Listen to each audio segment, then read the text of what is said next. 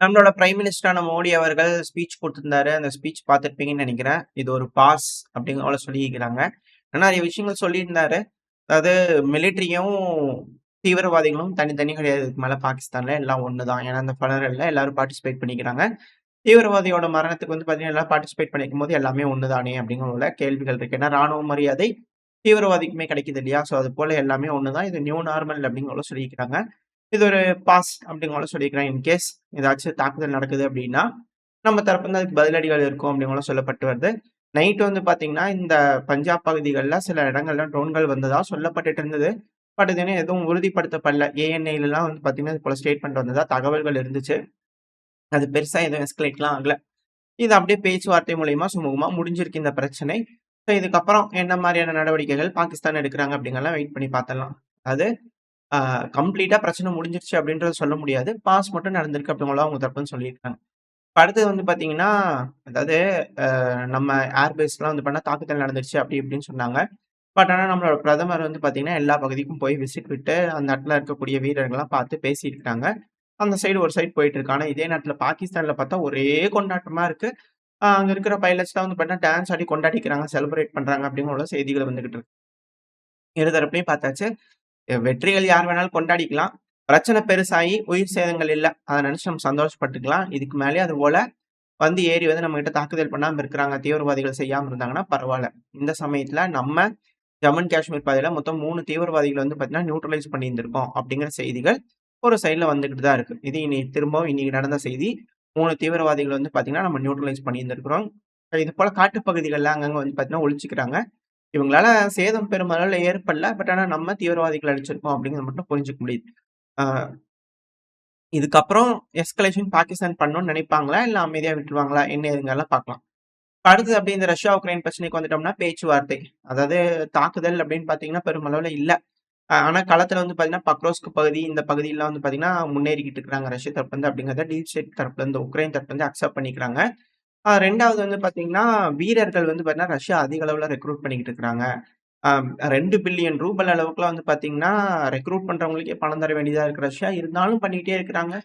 30,000 பேத்துக்கிட்ட வராங்க. 40,000 பேத்துக்கிட்ட ரெக்ரூட் பண்ணிட்டு இருக்கிறாங்க. அதிக அளவுல ஆளுங்கள ரெக்ரூட் பண்ணிட்டு இருக்கிறாங்க அப்படிங்கிறதோட குற்றச்சாட்டுகள் வருது ஒரு சைடு. பட் இருந்தாலும் ட்ரோன் தாக்குதல் அப்படின்னு பண்ணா 10 ட்ரோன் தான் அனுப்பி விட்டுருக்காங்க சாயங்கால நேரம். அதுக்கப்புறம் நைட் நேரத்துல வரக்கூடிய அப்டேட்ஸ் இன்னும் எதுவும் வரல. பெருமளவுல தாக்குதல் நடக்கல ட்ரோன்கள யூஸ் பண்ணி.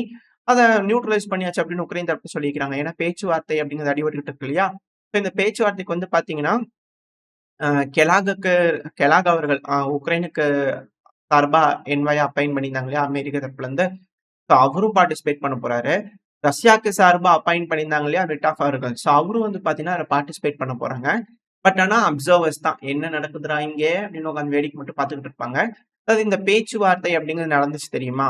முதல்ல உக்ரைன் கூட்ட போய் பேசிக்கிறாங்க. அடுத்து ரஷ்யா கிட்ட வந்து பேசிக்கிறாங்க. அமெரிக்கா சார்பா இருதரப்புல என்ன மைண்ட் செட்ல இருக்கிறாங்க அப்படிங்கிறத பேசியிருப்பாங்க.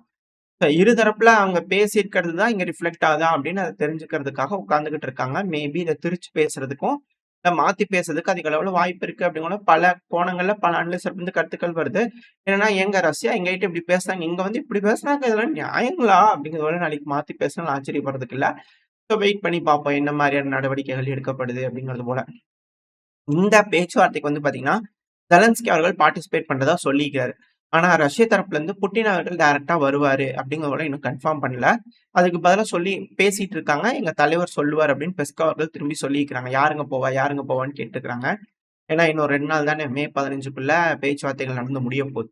இந்த டைம்ல வந்து பார்த்தீங்கன்னா, ரஷ்ய அதிபரான விளாடிமிர் புட்டின் அவர்கள் போப்போறது கிடையாது. பட் ஆனா ஜெலன்ஸ்கி அவர்கள்னா கண்ணுக்கு கண் பார்த்து பேச நீங்க தயாரா? நான் தயார் அப்படிங்கிறவரை என்னென்னமோ பேச்செல்லாம் விட்டுருந்தாரு. பயந்துட்டாருங்க அவரு. என்னன்னா நேருக்கு நேர் பார்த்து பேசுறதுக்கு அவருக்கு தைரியம் இல்லைங்க. அப்படிங்கிறது போல ஜெலன்ஸ்கி அவர்கள் தரப்புல இருந்து இன்னும் வீர தீர சாகசங்கள்ல பேசுறதுல எந்த குறைச்சல்லாம் பேசிட்டு இருக்கிறாரு. பட் இருந்தாலும் பரவால்ல. என்ன நடக்க போகுது இந்த பேச்சுவார்த்தைகள்ல? அ யார் தரப்புல இருந்து டிமாண்ட் வைக்க போறாங்க? அதாவது அவரு தோல்விய என் கண்ணுக்கு நேரா பார்த்து ஒத்துக்க முடியுமான்னு ஒரு டயலாக் விட்டாரு. என்னால தாங்கிக்கவே முடியல. பட் இருந்தாலும் பரவால்ல. அவரு ஜெயிச்சுட்டு இருக்கிறாரு அப்படிங்கிற ஒரு நெனப்புல இருக்காரு. மேபி இன்டெல் தகவல்லாம் நம்மளுக்கு தப்பா கிடைக்குதுன்னு நெனைக்கிறேன். வர செய்திகள்லாம் தப்பா செய்தி நான் ஃபாலோ பண்ணிட்டு இருக்கிறேன் என்னமோ. நிலைமை தலைகீழா மாறி மாஸ்கோவோட எட்ஜ் பொசிஷன்ல உக்ரைனோட வீரர்கள் நின்றுருந்தாலும் ஆச்சரியப்படுறதுக்கு இல்ல இல்லையா? அது வேற ஏதோ ஒரு உலகத்துல நடந்துட்டு இருந்தாலும் ஆச்சரியப்படுறதுக்கு இல்ல. ஸோ வெயிட் பண்ணி பார்ப்போம். என்னதான் நடக்குது? இந்த பேச்சுவார்த்தையில யாரு டிமாண்ட் வைக்க போறாங்க? எந்தெந்த டிமாண்ட்ஸ் அக்செப்ட் பண்ண போது, என்ன நடக்க போதுலாம் பார்த்துடலாம். ஆனா இன்னொரு சைடு யூரோப்பியன் யூனியன் பார்த்துக்கிட்டே இருக்கோம். சீஸ்ஃபயர் மட்டும் போடலன்னா சொல்லுங்க, இந்த பிரச்சனை முடியல. இல்ல சீஸ்ஃபயர் மட்டும் போடலன்னா சொல்லுங்க. வெறும் அளவுல சாங்ஷன் போட்டுறலாம் அப்படின்னு வந்து பார்த்தீங்கன்னா, யூரோப்பியன் யூனியன் ஒரு சைடு தயாரா இருக்கிறாங்க. மோட்டிவேஷன் குடுத்துட்டு இருக்காங்க. அதுவும் இந்த அ இம்மானுவேல் மேக்ரான் அவர்கள் பிரான்ஸோட அதிபர். சினிமேட்டிக் மாரி ஒரு படம் எடுத்திருக்காங்க. உக்ரைனுக்கு வர்றது என்ன வண்டியில, ட்ரெயின்ல வந்து இறங்குறது என்ன, அங்கருந்து பேசுறது என்ன, ட்ரம்ப் அவர்களுக்கு ஃபோன் பண்றது என்னன்னு பல விஷயங்கள் நடக்குது. இது எப்படி இது எல்லாமே டாக்குமெண்ட்ரி வரலாறு எழுதப்பட்டு கொண்டிருக்கிறது அல்லவா? ஸோ அதெல்லாம் டாக்குமெண்ட்ரி பண்றாங்களா? அப்படின்ற கேள்விகள் இருக்கு. ஸோ வெயிட் பண்ணி பார்ப்போம். இந்த பேச்சுவார்த்தையில என்ன மாரியான முடிவுகள் வரப்போகுது அப்படிங்கலாம் பார்த்துடலாம். அடுத்தது அப்படியே மிடில் ஈஸ்ட்க்கு வந்துட்டோம் அப்படின்னா, மிடில் ஈஸ்ட்ல இஸ்ரேலுக்கும், சவுதிக்கும் நடுவுல இன்னமும் உறவுகள் வந்து ஸ்மூத் ஆகல. அதாவது இஸ்ரேல் ஒரு பகுதி தான். அப்படிங்கிறது வந்து பார்த்தீங்கன்னா, சவுதி அரேபியா தரப்புலருந்து அங்கீகாரம் பண்ணணும். அப்படி பண்ணுனா தான், இந்தியா, மிடில் ஈஸ்ட்டு, யூரோப் அந்த எக்கனாமிக் காரிடோர் இருக்கு இல்லையா? India, middle east economic corridor. அது வந்து உறுதி செய்ய முடியும். அதை ஆக்டிவேட் பண்ண முடியும். அப்படி செஞ்சா தான் அமெரிக்கானால இந்த வர்த்தகத்த கட்டுப்பாட்டுக்குள்ள வச்சுக்க முடியும். இப்போ இஸ்ரேல்ங்கிறது ஒரு தனி நாடு இல்ல அப்படின்னா, எது இஸ்ரேல் பகுதி? அத அங்கீகரிச்சாங்களா? அப்படின்ற பல கேள்விகள் இருக்கு இந்த இடத்துல. இல்ல அந்த வர்த்தக பாதை ப்ரொபோசலே வந்து பார்த்தீங்கன்னா, ஃபெயிலியரா? அப்படின்ற கேள்விகள்லாம் வருது. என்ன நடக்க போகுதுன்றதெல்லாம் பார்த்துடலாம். ஸோ இதுக்காக தான் வந்து அதெல்லாம் நடக்காது, என்ன ஏதுங்கெல்லாம் தெரியாம, அவர் இந்த சியூஸ் கால்வாயும் சரி, மேல இருக்கிற பனாமா கால்வாயும் சரி, எங்க வண்டி போயிட்டு வரதுக்கு காசுலாம் தரமாட்டோம் அப்படிங்கிறத சொல்லிக்கிறாரா? அதுபோல மிரட்டுறாரா? அப்படின்ற கேள்விகள்லாம் வருது. ஸோ அதுக்கேத்த மாரியான நடவடிக்கைகள் அமெரிக்கா அவங்களுக்கு வேணுங்கிறதெல்லாம் செஞ்சுகிட்டு இருக்காங்க. ஆனா, இங்க பயங்கரமா அடி வாங்கியிருக்கிறது ஈரோப் அப்படிங்கிறது மட்டும் தெரிஞ்சுக்க முடியுது. இதுக்கப்புறம் இந்த பிரச்சனை முடிஞ்சதுக்கு அப்புறம் என்னெல்லாம் நடக்கலாம் அப்படிங்கிறதோட இருக்கு. இதுல இன்னும் நெறைய ப்ராஸ்பெக்ட்லாம் யோசிச்சுட்டு இருக்காங்க.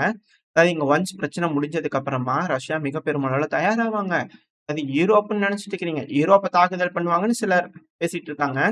ஆனா, அடுத்த அல்டிமேட் வந்து பார்த்தீங்கன்னா, ஜப்பானுக்கு தான் போகும் அப்படின்னு கூட சொல்லிட்டு இருக்காங்க. என்னப்பா? அப்படின்னு நானும் அப்படிதான் பார்த்தேன். என்னப்பா சொல்றீங்க? அப்படிங்கிறது போல. அது ஜப்பான் என்ன பண்ணிக்கிறாங்கன்னா, பணத்த வந்து ரஷ்யாவோட பணத்த அமுக்கி வச்சிருந்தாங்க. அதாவது ஃப்ரோஸ் பண்ணி வச்சிருந்தாங்க. ஸோ அந்த பணத்துல $3 பில்லியன் நெனைக்கிறேன். அத எடுத்து உக்ரைனுக்கு குடுக்குறதா சொல்லியிருந்தாங்க இல்லையா? ஸோ வந்து என் பணத்த நீங்க ஃப்ரோஸ் பண்ணி வச்சிருந்தீங்க. வட்டி முதலுமா குடு. இல்ல என் பணத்த என்கிட்ட குடு அப்படிங்கிற டிமாண்ட் வைக்கலாம். இல்லன்னா, என் பணத்த நீங்க திருடின காரணத்துக்காக நான் உன் மேல போர் அறிவிக்கை செய்றேன் அப்படிங்கிறது போல செஞ்சாலும் ஆச்சரியப்படுறதுக்கு இல்ல. இதெல்லாம் எப்படி ஸ்மூத்தா முடிக்க போறாங்க. ஏன்னா பேச்சுவார்த்தைன்னு வரும்போது, உக்ரைன மட்டும் தான் கூப்பிட்டு உட்கார வச்சு பேசுறாங்க. தனிப்பட்ட முறையில மத்த நாடுகளோட பேச்சுவார்த்தைகள் நடக்கும். ஒரு வேள அதெல்லாம் பிரச்சனை ஆகுது அப்படிங்கும்போது, எந்த மாரி விளைவுகள் ஏற்படுத்தும் அப்படிங்கிறது தெரியல. இது போர் வரைக்கும் கூட போலாம். ஆனா இந்த ரஷ்யா, உக்ரைன் பிரச்சனை மாரிலாம் இருக்காது. ஜப்பான செஞ்சு விட்டுருவாங்க அப்படிங்கிறது போல பலரும் சொல்லிட்டு இருக்கிறாங்க. என்ன ஏதுங்கிறது தெரியல. வெயிட் பண்ணி பார்ப்போம். ஆனா ஜப்பானும் சும்மா இல்ல. லேஸ்ல தான் அவங்களும் மிக பெருமளவுல ரெடியா இருக்காங்க. ஸோ என்ன நடக்க போகுதுன்னு பார்க்கலாம். ஏன்னா இந்த ரஷ்யா, உக்ரைன் பிரச்சனை நடந்துட்டு இருக்கும்போதே, ஸ்பெஷல் மிலிட்டரி ஆப்பரேஷன் ஜப்பான்ல பண்றதுக்காக ஒரு திட்டம் வச்சு தான் பைடன் அவர்களோட அரசாங்க தரப்புலருந்து உளவு தகவல்லாம் கிடைச்சதுன்னு போலியா அந்த செய்திகள்ல வந்து பார்த்தீங்கன்னா பேசிட்டு இருந்தாங்க. டாக்குமெண்ட்லாம் ரிலீஸ் பண்ணிட்டு இருந்தாங்க இல்லையா? அது ரொம்ப கர்ண கொடூரமா நடந்திருக்கும். பரவாயில்ல இங்க ஆரம்பிச்சது அப்படிங்கிறதெல்லாம் பேசிட்டு இருந்தாங்க. ஸோ வெயிட் பண்ணி பார்ப்போம். இந்த போர் முடியறது எல்லா பிரச்சனையும் முடிஞ்சிருமா? இல்ல மிக பெருமளவுல வெடிக்க ஆரம்பிச்சுருமா வேற வேற பக்கங்கள் அப்படிங்கிற கேள்விகள் இருக்கு. ஏன்னா, இப்போ உக்ரைன ரீகன்ஸ்ட்ரக்ட் பண்றதுக்கு யூரோப் பண்ணும்னா, ரஷ்யாவோட அசெட் வச்சு தான் பண்ண முடியும். அப்படி இல்ல அப்படின்னா, யூரோப்பியன் யூனியன் தனியா ரஷ்யாவ போய் அப்ரோச் பண்றாங்கன்னா, எப்படி என்ன ஏதுங்கிற கேள்வி இருக்கு. அது மெயினான விஷயம். ஏன்னா யூரோப்பே ரீகன்ஸ்ட்ரக்ட் ஆக வேண்டிய கட்டாயத்துல இருக்காங்க. அந்த அளவுக்கு எக்கனாமிக்கலி டிஃபீட் ஆயிட்டு இருக்காங்க. இதுல இன்னொரு மிக பெரும் பிரச்சனை என்னன்னா, பிரச்சனை முடிஞ்சதுக்கு அப்புறமா ரஷ்யா யூரோப்பியன் யூனியனுக்கு கேஸையும், ஆயிலையும் எப்படி தருவாங்க? இப்போ ஷிஃப்ட்ல இருந்து தூக்கி விட்டாங்க. யூரோ வந்து பார்த்தீங்கன்னா, ரஷ்யானால யூஸ் பண்ண முடியாது. இப்போ யூரோப் வந்து பார்த்தீங்கன்னா, ரூபல்ல தான் ரஷ்யா கூட வர்த்தகம் பண்ணிட்டு இருக்காங்க. அவங்க சொல்ற மாரி ஒரு அக்கவுண்ட் ஓப்பன் பண்ணிருவாங்க. யூரோ யூரோ தான் அந்த அக்கவுண்ட்ல அவங்க கிட்ட இருக்கிற காசு போடுவாங்க. அதுக்கப்புறம் ரூபிள்ஸா அது கன்வெர்ட் ஆகும். ரூபிள்ஸா ரஷ்யா எடுத்துக்கிட்டு குடுக்குற மாரியான ஒரு மெக்கானிசம் இப்ப ரெடி பண்ணியிருக்காங்க. பட் இதுக்கப்புறம் அக்ரீமெண்ட்லாம் கேன்சல் பண்ணிட்டு புது அக்ரீமெண்ட் போடுவாங்க இல்லையா? அப்படி போடும்போது ரூபிள்ஸ்ல தான் வர்த்தகம்னு சொல்லிட்டாங்கன்னா, ஈரோ அப்படிங்கிற ஒரு கான்செப்ட் வந்து பார்த்தீங்கன்னா இல்லாம போயிரும். ஈரோ ஆயிரும். அது யூரோப்புக்கு மிக பெரும் பிரச்சனையா மாறிடும். இது போல பல விஷயங்கள் இருக்கனால தான் இந்த பிரச்சனைய முடிக்காம இப்ப வரைக்கும் ஜவ்வு மிட்டாய் மாரி யூரோப்பியன் யூனியன் இழுத்துக்கிட்டு இருக்காங்க. ஃபண்டிங் பண்ணிக்கிட்டே இருக்கிறாங்க அப்படிங்கிற போல செய்திகள் ஒரு சைடுல இருந்து வந்துகிட்டு இருக்கு. அன்லெஸ் வந்து யூகங்கள். பலரும் பல யூகங்கள் பேசுவாங்க. ஸோ அது போல யூகங்கள்லாம் வந்துகிட்டு இருக்கு. இது எல்லாமே சிக்கல் போல தான் தெரியுது. என்ன ஏதுங்க தெரியல. வெயிட் பண்ணி பார்ப்போம். ஸோ ஓரளவுக்கு தகவல்கள் நம்ம பார்த்துருப்போம்னு நினைக்கிறேன். இந்தியா, பாகிஸ்தான் ஒரு அப்டேட் பார்த்தாச்சு. 2வது வந்து பார்த்தீங்கன்னா, ஈரோப் அ ரஷ்யா, உக்ரைன் பிரச்சனையோட ஒரு அப்டேட். அடுத்தது மிடில் ஈஸ்ட்ல.